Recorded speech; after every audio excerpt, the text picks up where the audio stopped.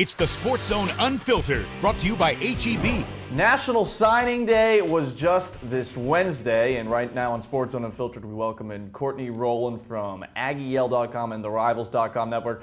Very busy couple of days for you, huh? It's been a very busy month for Texas A&M. They've got new coaches on staff, and then they all hit the road running and had to nail in these final recruits and try and go after a few more. But it's all done now.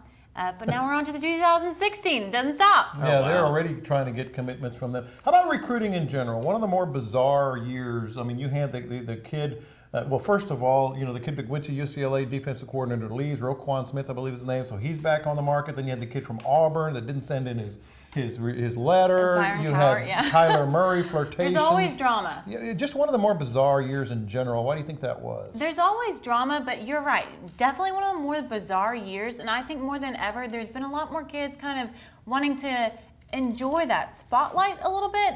You see the guys who always are on TV making their announcement. Dalen Mack was on TV making his announcement.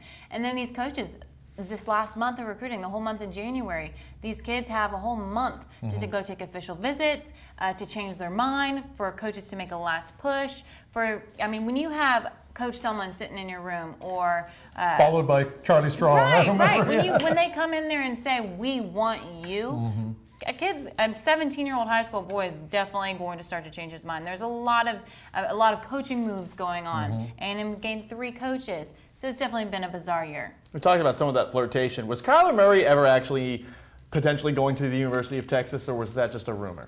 It's funny. I think Coach Sumlin's best comment yesterday during the press conference talking about the National Signing Day was, he said, as far as Kyler Murray goes, there's been a lot of, there's been some unofficial visits and a lot said about them. And then he said a lot of coaches, not just 1 or 2 schools, but 2 or 3, promised him early starting time. And not just early starting time. He would start, basically. That you could come in here and start. Yeah. And one of the things that was said when he did visit Texas was, "You could be our starter." And that of course is going to get somebody's attention. Entertain a quarterback who only knows about starting, about winning, 43 straight wins, 3 state championships. Right. Of course, that's going to ring a bell. What are the chances that he starts over Kenny Hill right away?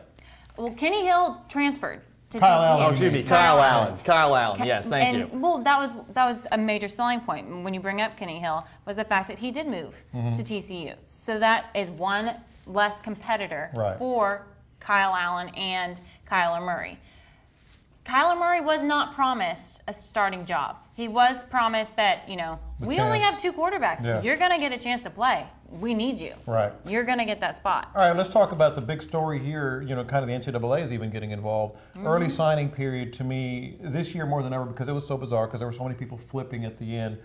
This is why you need an early signing period. I advocate like in August, right before the high school season starts, so all these guys, their senior season, they can just enjoy. They not only have a commitment, they have a signature. It's also less expensive on universities. That's exactly what Coach Tillman said yesterday. Right? I'm all for it too, covering the business, because this whole last month, kids stop answering. They have tons of people bombarding them. They're flying everywhere. Coaches are flying everywhere. It becomes chaos this last month. And that's why you have kids like Byron Cowart not knowing what he's going to do. Right. Do I send it to Florida? Do I send it to Auburn? I don't know.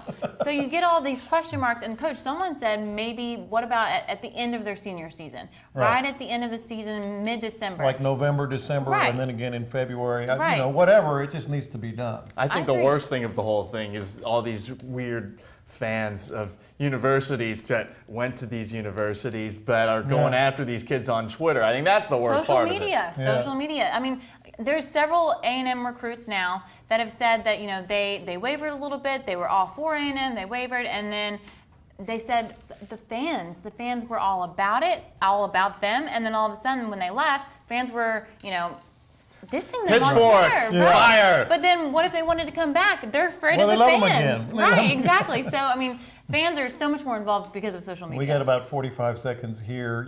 The Texas and A&M, everybody knows about. They both did good.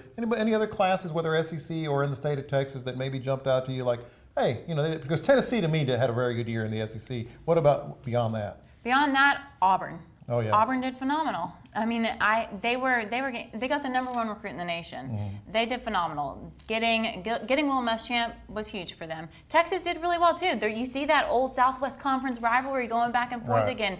Teams like Baylor and TCU, they're national known programs now. So the state of Texas, these recruits aren't just looking at Texas and Texas A&M. They're looking at Baylor, they're looking at TCU, and all of these guys are recruiting the same people. Dalen Mack, Texas, TCU, A&M, Final 3.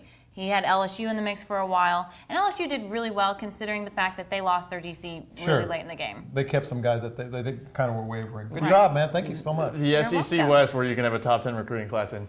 You're still a little bit nervous about the coming season. Courtney, thank you so much for joining us. Thank you, guys. Coming up next, we've got a piping hot take from Ted Johnson, plus, in Champs and Chumps, John, this is the most obnoxious athlete in potentially the history of sports, and I need to roast him. Nick Wright? No, not him. It's worse. We'll get to that next. Don't go anywhere. It is Sports Zone Unfiltered on theCUBE, presented to you by HEB. It's the Sports Zone Unfiltered, brought to you by HEB.